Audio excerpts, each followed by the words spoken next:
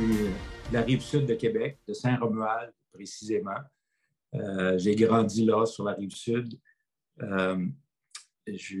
Aujourd'hui, je suis marié à Méline Bernet. Ça va faire 39 ans la semaine prochaine, le 17 décembre. 39 ans de mariage. On a 2 filles, 35 ans et 33 ans, Myriam et Jeanne. On a 3 petits-enfants. On se réjouit beaucoup. C'est vraiment une vraie bénédiction. Les joies de la famille, c'est vraiment de Dieu. C'est dans le plan de Dieu. Et on jouit de ces bénédictions aujourd'hui. Je vais commencer un petit peu avec mon témoignage d'enfance, d'adolescence. Je ne m'étendrai pas sur l'adolescence perturbée que j'ai eue. Je ne me donnerai pas trop de détails là-dessus. Ce n'est pas le but ce matin. Mais je peux dire que j'ai eu une enfance quand même heureuse. Et une adolescence plutôt, je dirais, d'inquiétude et d'insécurité. Ça, c'est un peu mon passé là, avant l'âge de 20 ans. À l'âge de 20 ans, j'ai vraiment eu une transformation. Le Seigneur est intervenu dans ma vie. Et le 7 janvier 1976, ma vie a été transformée. Le Seigneur est intervenu et ça a tout changé ma vie complètement. Je vous raconte mon enfance un petit peu. J'ai eu de bons parents qui m'ont bien encadré. J'ai un bon souvenir de ma mère que je viens de perdre au mois de septembre, le 28 septembre. J'ai perdu ma mère à l'âge de 91 ans. Mais ma mère était croyante, catholique. On n'avait pas la parole de Dieu à la maison pour nous éclairer sur le plan de salut, puis comment Dieu agit, tout ça. On avait des notions religieuses. Il y avait des valeurs certaines. Ma mère était d'une honnêteté, puis elle nous a communiqué l'honnêteté, la franchise, le respect d'autrui, et ainsi de suite. Elle m'a communiqué une chose aussi qui est importante, c'est la crainte de Dieu, un respect pour Dieu. Alors déjà, dès mon enfance, j'avais une notion que Dieu existe. On avait appris que Dieu sait tout, il voit tout et partout. Hein? Puis ça, c'est vrai. c'est vrai. Et la Bible nous le montre d'une façon très, très claire. Alors, mon enfance s'est quand même bien déroulée. Je me souviens, ma mère nous prenait, on était 6 enfants, mais on était 5 qui étaient collés un après l'autre. Puis elle nous prenait sur le coin de la table le soir pour faire les devoirs, un après l'autre. Imaginez-vous, après avoir fait le repas, après avoir travaillé fort pour les enfants, pour la famille, elle nous prenait les uns après les autres pour faire les devoirs. Puis le soir, avant de se coucher, elle nous faisait prier. Elle nous faisait dire notre prière. C'est une bonne moment religieuse qui avait des valeurs. Puis je lui dois beaucoup, dans le fond. Disons que c'était ce que j'appellerais une enfance quand même heureuse, bien encadrée. Mais par contre, avec le temps, les choses familiales se sont un peu détériorées. Je dirais, il y avait un problème d'alcool dans la maison et ça a été difficile. C'était difficile pour tous les enfants, ça nous insécurisait. On avait le goût même de partir tôt puis de s'en aller, d'être à l'extérieur. Puis c'est ce que j'ai commencé à faire à l'âge de 16 ans déjà. Je partais de chez nous pour des longues périodes, 17 ans, 18 ans. Je me suis mis à voyager, un peu pour fuir, parce que l'ambiance familiale était devenue tendue, difficile. Et c'est un peu dans le voyage que j'ai fui un peu, tout en faisant des découvertes en même temps. J'étais devenu un pro de faire du pouce. Alors, je pouvais traverser l'Amérique du Nord, je pouvais traverser les États-Unis, je pouvais traverser l'Europe sur le pouce, comme ça. Alors, je me suis amusé à voyager pendant plusieurs années, étant ma jeunesse. Et La première fois que j'ai eu contact avec l'Évangile, c'est à Saint-Romuald. C'est un chrétien qui est arrivé dans notre région. Il est venu pour reprendre un restaurant qui faisait faillite. Alors, le chrétien était en feu pour le Seigneur. Il parlait du Seigneur, il parlait de la Bible, il donnait des Bibles à tout le monde. Tous ceux qui rentraient dans son restaurant entendaient parler de l'Évangile, de Jésus. Alors, ça faisait parler. J'étais jeune, j'avais peut-être 16 ans à ce moment-là.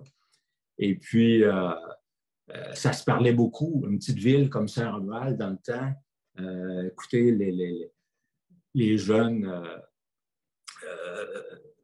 parlaient beaucoup de cet endroit-là. Puis tous les gens étaient curieux, allaient voir, faire un tour, voir qu'est-ce qui se passait là exactement. Et moi, comme de raison, j'avais un ami qui était devenu livreur de pizza pour ce restaurant-là. Alors, je suis allé à une occasion pour voir qu'est-ce qui se passait exactement là. Et la première fois que je suis entré dans ce restaurant, Yves Pétel, peut-être vous avez déjà entendu parler de lui, un ancien astrologue qui s'était converti au Seigneur et qui était en feu pour le Seigneur, qui parlait à tout le monde, à tous ceux qui rentraient dans son restaurant, que le client revienne ou qu'il ne revienne pas, lui, ça ne le dérangeait pas. Son cœur débordait de parler du Seigneur, puis de l'Évangile. Puis, alors, la première fois que je suis rentré là, il m'a parlé de mon besoin du Seigneur Jésus. Un besoin urgent d'être sauvé, d'être en relation avec lui. Et j'ai commencé à argumenter un peu avec les premières réactions quand on est placé devant les faits de l'Évangile, ce que la Bible nous dit, tout ça. On réagit, puis on a nos arguments, tout ça. Puis je me suis amusé à contester un peu ce qu'il disait, mais il me répondait avec la parole de Dieu. Il me répondait avec sa Bible. Sa Bible était toute surlignée en jaune, en vert. Il y avait un système de couleurs de Bible souligné avec des passages clés, puis il me montrait, à chaque fois que j'avais un argument, boum, il arrivait avec un passage, bang, qui répondait à mon argument. Mais on sentait une autorité dans la parole de Dieu. Je sentais vraiment que la parole de Dieu, ce n'était pas un livre ordinaire, ce n'était pas un livre qui n'avait que des mots, que des pensées, mais c'était une parole qui avait une autorité, qui résonnait dans mon cœur, qui vraiment montrait une importance déterminante, majeure, si on peut dire. Et pendant cette période-là, vraiment, le Seigneur m'appelait. C'est comme si l'appel du Seigneur se faisait sentir à moi, puis c'était comme on voit dans les évangiles, quand le Seigneur passe, il voit Pierre et André, son frère, en train de pêcher sur le bord du lac. Il dit à Pierre, toi, suis-moi. Il dit à André, toi, suis-moi. Puis plus tard, il va voir deux autres disciples, Jacques et Jean. Puis encore là, il leur dit, toi, suis-moi. Puis là, c'était comme à mon tour. C'est comme si le Seigneur passait et il disait, toi, Jean-Paul, suis-moi. Puis à l'âge de 16 ans, 17 ans, je ne voulais pas laisser ma vie. Puis il s'est installé une résistance dans mon cœur. Je n'ai pas tout de suite accepté de suivre Jésus. J'ai plutôt résisté à son appel. Et là, c'était un combat qui s'est engagé en moi parce que d'un côté, je sentais l'appel du Seigneur, puis d'un autre côté, j'avais une résistance. Je ne voulais pas céder ma vie. Je ne voulais pas que Dieu prenne le contrôle sur ma vie. Et là, ça a été une lutte vraiment pendant toutes ces années, jusqu'à l'âge de 20 ans. Disons de 16, 17 ans jusqu'à 20 ans, c'était une résistance à un appel du Seigneur dans mon cœur. Je vous mentionne des petites choses que Dieu s'est servi pour me parler. C'est pas ça peut être des choses anodines pour pour les gens, mais pour moi, à chaque occasion, des fois, Dieu me parlait. Dieu voulait se dévoiler à moi, puis Dieu aussi voulait mettre le doigt sur un problème qui s'appelle le péché. Dans ma vie, puis dans la vie de tous, on est tous pécheurs. Je me souviens d'à l'âge de 10 ans, je recule un petit peu, peut-être à l'âge de 10, 11 ans, il est sorti de ma bouche mon premier sac. J'ai dit « Christ ». Et là, je me suis senti mal. Ça a sorti comme ça. Je n'avais pas une raison particulière. C'était juste que j'entendais sacrer autour par les jeunes du coin, puis par des oncles que j'avais, tout ça. Puis, un premier sac est sorti de ma bouche. Je suis venu mal. Wow! J'ai dit, il m'a entendu. Il m'a entendu. J'étais conscient que Dieu était présent. Il voyait tout, il entendait tout. Il savait tout de nous. Et ce premier sac-là m'a pesé sur la conscience. Et bien sûr, par la suite, j'ai continué à sacrer, j'ai continué à prendre le nom de Dieu en vain, comme on voit dans un des commandements de Dieu, tu ne prendras pas mon nom en vain. Et c'est ce que j'avais fait. Je me souviens d'avoir été servant de messe aussi dans peut-être l'âge de 12 ans, dans ces âges-là. Puis je me souviens de la lecture de la parole de Dieu à l'Église. Je ne retiens rien de ce que le prêtre pouvait dire, mais par contre, lorsqu'il lisait les Saintes Écritures, lorsqu'il lisait une portion, par exemple, des Évangiles, ça faisait autorité, ça avait du poids, puis ça me restait. Ça me restait. Puis plus tard, quand j'ai commencé à lire la Bible, je me souvenais de ces passages que j'avais déjà entendus à l'Église, à la messe. Donc, Dieu se servait de ça pour me parler aussi. Je me souviens aussi d'un autre petit événement. C'était un prof au secondaire qui avait parlé en bien de la Bible. Ça m'avait étonné. Il avait parlé du peuple d'Israël qui avait été dispersé à travers le monde, mais qui avait commencé à revenir dans son pays d'origine, en Israël, dans les années 1900 et tout ça. Et il disait que la Bible... Alors, il parlait avec respect de la Bible. Puis ça aussi, le Seigneur s'est servi de ça pour me parler, parce que je disais, wow, il y a quelque chose là. Il y a des événements qui étaient annoncés d'avance, qui se sont réalisés. Alors, ça donnait du poids, ça donnait une confiance dans la Bible, dans la parole de Dieu. Alors, écoutez, c'est tous des petits événements, c'est une chaîne d'événements comme ça qui faisait que Dieu se servait de ça pour me parler, s'adresser à moi, m'attirer vers lui. C'est ce que le Seigneur faisait tranquillement à travers toutes sortes de petits événements comme ça. Quand je me suis mis à voyager à l'âge de 16-17 ans, j'ai rencontré des chrétiens à peu près partout où je suis allé. Et j'avais toujours quelqu'un qui me parlait de la parole de Dieu, qui me parlait de mon besoin de Jésus. Et c'est comme si le Seigneur me poursuivait. T'as beau être à l'autre bout du Canada, à Vancouver, tu as une dame qui vient s'asseoir à côté de toi, puis qui ouvre la Bible, puis elle me parle de mon besoin de Jésus. Je m'en vais du côté américain, à San Francisco, exemple. Je vous donne quelques exemples comme ça. On n'avait pas d'argent, on était jeunes, on voyageait sur le pouce, tout ça. Puis il y avait des places où on pouvait manger des sandwichs et une soupe gratuite. Mais pour avoir ta sandwich et ta soupe, il fallait t'entendre un petit message de la parole de Dieu avant. Alors, c'est une série de petits événements comme ça. Le Seigneur me cherchait, me poursuivait, je dirais même, continuellement. Et moi, je résistais, je repoussais son invitation à venir à lui. Je me souviens une autre fois, c'était en Espagne, je faisais du pouce.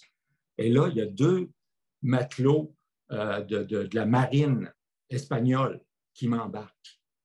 J'étais en auto, ils étaient en auto, puis ils m'ont pris en passant. Et puis, on ne pouvait pas se parler. Ils parlaient espagnol, je parlais français, un petit peu anglais. Puis on ne pouvait même pas se communiquer, mais il y en a un des deux qui me donne une petite brochure qui s'appelle « Le film de votre vie ». Le film de votre vie, c'était en dessin. Les dessins parlent plus que le texte lui-même et on voit le déroulement d'une vie d'une personne. Le déroulement de la vie d'une personne, tu nais, tu viens au monde, tu vas à l'école, tu commences à faire ta vie, tu travailles, tu te maries, tout ça, puis au bout de la ligne, tu meurs. Est-ce que c'est... Ce genre de choses-là nous fait poser la question, écoute, la vie, c'est-tu juste de venir au monde, de travailler fort, peut-être d'avoir une épouse, une famille, peut-être puis d'arriver à la retraite. Puis s'il n'y a pas quelque chose au-dessus de tout cela, je veux dire, est-ce que la vie vaut la peine d'être vécue? J'ai dit, ça n'a pas de sens. J'ai dit, il faut qu'il y ait une réponse à quelque part. Il faut qu'il y ait une réponse à notre existence. Puis là, j'avais ma petite crise existentielle. Tu sais, pourquoi je suis là? Où est-ce que je m'en vais? D'où je viens? C'est toutes les questions que toute personne devrait un jour se poser d'une façon sérieuse. Et je cherchais vraiment la réponse à mon existence. Pourquoi je suis là? Pourquoi je suis sur Terre? Tout ça. Je vous passe bien les détails puis beaucoup de choses là. Mais j'étais toujours dans cette lutte, ce questionnement, puis je ne voulais pas me donner au Seigneur parce que je voulais faire ma vie comme bon me semblait. Je ne voulais pas marcher à la façon de Dieu, je voulais marcher à ma façon. Et c'était ça le grand combat qui se déroulait en moi, à l'intérieur de moi. Dans ce restaurant où je suis allé, Yves m'avait remis une Bible, il m'avait donné une Bible. Puis j'avais un respect pour la Bible, puis je la traînais toujours dans mon sac à dos. Je l'avais partout où j'allais. Puis de temps en temps, je lisais. Je ne lisais pas régulièrement, mais de temps en temps, quand j'avais comme une soif d'entendre Dieu, je me tournais vers la Bible pour lire des bouts. Puis d'autres fois, je la laissais, je n'y touchais pas. Mais je l'avais toujours avec moi. Et bon, ça a été comme ça pendant longtemps. Jusqu'au jour où, à l'âge de 20 ans, j'étais un peu découragé de moi-même, écœuré de tourner en rond. Vous savez, ta vie ne va nulle part, puis tu te sens vide, puis Dieu travaillait sur ma conscience, sur mon cœur, tout ça. Puis je me suis mis à lire encore la parole de Dieu. Je suis revenu. J'étais seul à la maison. La famille était partie c'était le temps des fêtes, le 7 janvier. Je ne sais pas, il y avait une rencontre de famille quelque part. Je n'étais pas allé, j'étais resté seul à la maison. Et puis, je me suis mis à relire les Écritures. Puis, je suis tombé dans des passages, pareil, je ne sais pas trop dans l'Exode ou Lévitique, des passages un peu qu'on connaît moins, avec lesquels on est moins familier. Et là, j'ai senti, Dieu m'a montré mon péché, ma culpabilité devant lui. En lisant certains passages, je me suis senti comme sous une condamnation, sous un jugement à cause du péché. Et là, je suis venu mal. Je suis venu très, très mal. Aujourd'hui, je comprends parce que j'ai lu la Bible, puis je comprends, mais j'étais sous une conviction de péché. C'est-à-dire, le Saint-Esprit me montrait mon état de pécheur, puis aussi ma perdition. C'est-à-dire que si j'étais mort à ce moment-là, dans cette période-là, sans connaître le Sauveur, personnellement, j'aurais été perdu pour l'éternité. Et là, Dieu me montrait ces choses-là d'une façon claire. C'est comme si je sentais la présence de Dieu, la sainteté de Dieu.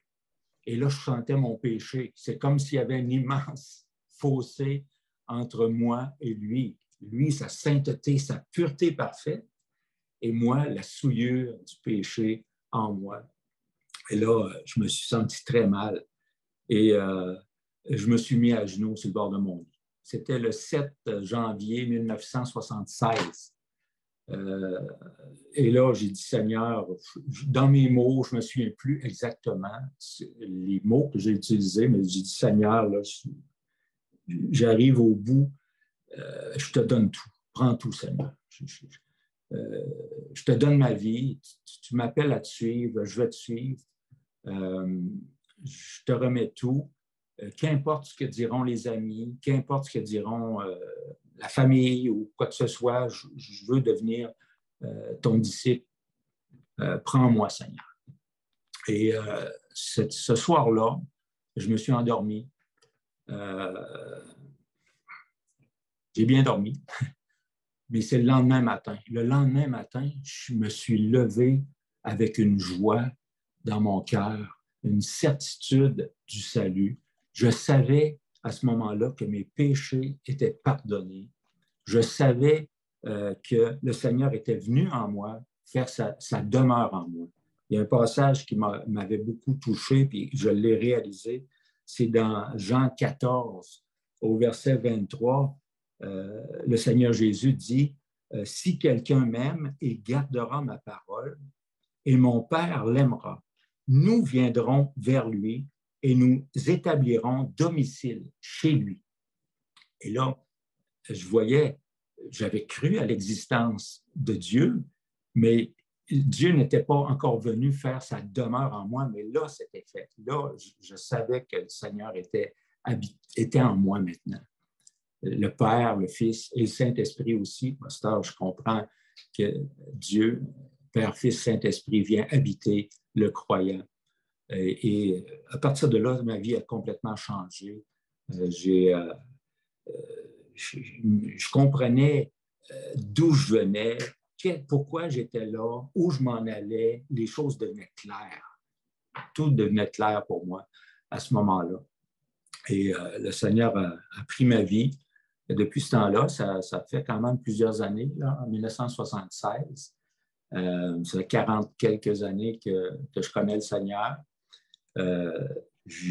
Vraiment, j'ai été béni de marcher avec lui, à contre-courant du monde, parce qu'on est à contre-courant du monde. Le monde ne pense pas comme un chrétien pense.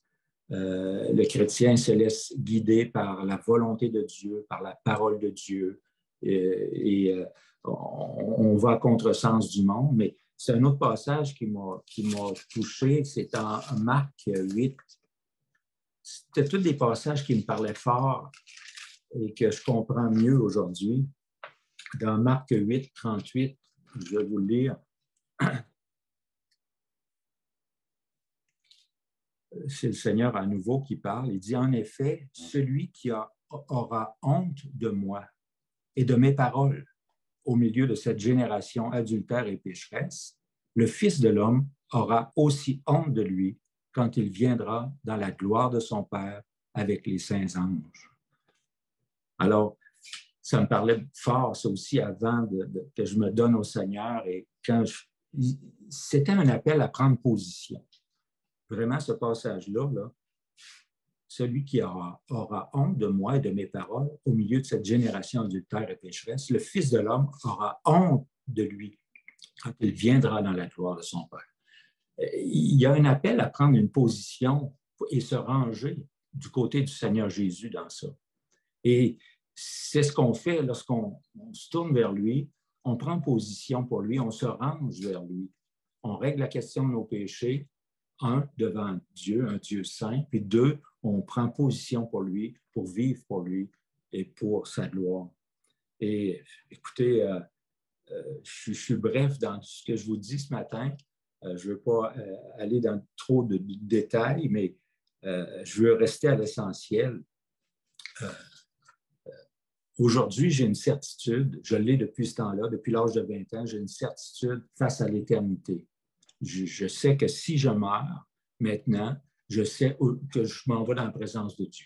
C'est de l'inconnu dans un sens, mais d'un autre côté, c'est une certitude à cause des Écritures, à cause des promesses de Dieu. Ma vie a un sens maintenant. Je sais que je vis pour le Seigneur, je veux marcher dans sa volonté, faire sa volonté. Je veux le servir, l'honorer. D'abord dans la vie de famille, qui est d'abord une priorité, et aussi dans ce qu'il me confie comme travail. Dieu a comme il est dit, des œuvres préparées d'avance pour qu'on marche en elles, qu'on les fasse, qu'on les accomplisse. Aujourd'hui, je suis un ancien dans une église évangélique, je suis un des responsables. Et depuis au moins 37 ans, presque 38 ans, je travaille dans une librairie chrétienne aussi, ici à Québec. Alors, le Seigneur m'a donné vraiment beaucoup de bénédictions, beaucoup de joie. Et je suis reconnaissant envers lui aujourd'hui pour tout ce qu'il a fait à travers toutes ces années. Ma vie en réalité, aurait pu être un fiasco si je n'avais pas connu le Seigneur à l'âge de 20 ans. Les problèmes d'alcool, les problèmes de laisser aller, tout ça, ça aurait pu continuer. Je me dis aujourd'hui que j'aurais pu devenir un itinérant. J'aurais pu être une personne qui, sans but, juste laisser aller complet, total, et tout rater ma vie. Mais au contraire, le Seigneur a pris ma vie, puis en a fait quelque chose à sa gloire. Puis je suis reconnaissant pour ça. Alors, je vous remercie de votre écoute et j'espère que ce que je partage ce matin puisse être utile à quelqu'un qui a peut-être un besoin, qui est en recherche, qui veut un sens à sa vie. Bien, la réponse est simple. Il y a une réponse, c'est le Seigneur Jésus. C'est de vous tourner vers lui, de régler la question de votre péché devant lui. On voit dans les évangiles, moi, quand je lis les évangiles, puis je vois quelqu'un qui tombe à genoux devant Jésus, puis qui l'implore, qui demande son secours, je me dis, bien, c'est la chose à faire. C'est la chose à faire par la foi. Le Seigneur n'est pas là physiquement, mais il est là par son esprit. Et on peut, nous aussi, aujourd'hui, si on n'est pas encore au clair sur la question de notre péché, on peut tomber à ses genoux, façon de parler, et l'implorer, implorer son pardon, implorer sa grâce. Et c'est comme ça qu'on peut être sauvé. C'est par un acte de foi, vraiment, envers le Seigneur Jésus. C'est ce qui nous sauve, c'est ce qui peut sauver quelqu'un ce matin qui écoute, qui n'est pas encore au clair, qui n'a pas encore la certitude. Eh bien, faites-le, ne tardez pas. Tombez à ses genoux, demandez-lui son pardon et la parole nous dit qu'il est fidèle et juste pour nous pardonner de tout péché.